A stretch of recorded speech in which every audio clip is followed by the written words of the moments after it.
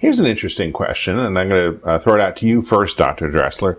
What is the difference between being a dog lover and being a dog guardian? That's an excellent question.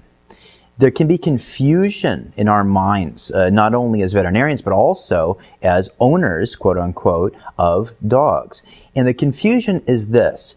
On the one hand, we want to enjoy the things that our dog gives us. That's us receiving.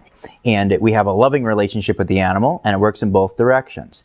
Now, there's the other role, and that's us giving, and that's guardianship. And guardianship is something that takes energy and vigilance and discipline. And that's the action of looking out for your dog as a protective guardian and making decisions. And the truth of it is, some of those decisions can be tough. So that's the difference between being a pet lover and a real guardian.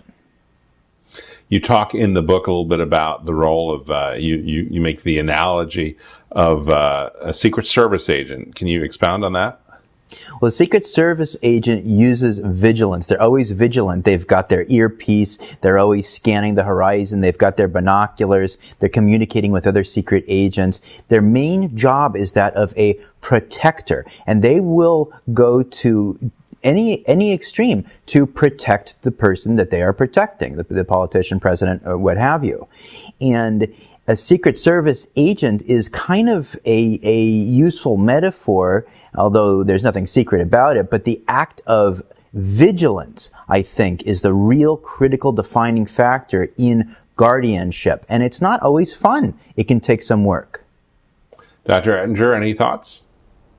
No, one thing I always try to remind the guardians when they're in the room, because they are so worried about making the right choice for their dog. And I think one of the gifts of being a dog with cancer, if you can look at it that way, is that the pet themselves doesn't actually have to process all the confusing information, the statistics, the median survival times, and all that information that we share with them at the appointment. And the dog really just wants to live in the moment, be with their guardian because they are happy when they're with them. And I think actually not having to worry about all the information that the guardian is worrying about is probably not a bad way to live. And I always tell my guardians, we could learn something from our dogs. They live in the moment, they want to be pain-free, they want to be happy, but they worry a little less about the information, and I think that's probably not a bad way to live. We could all learn and benefit from that concept. Dr. Ettinger in New York, Dr. Dressler in Hawaii, thank you both for being with us today. Thank you.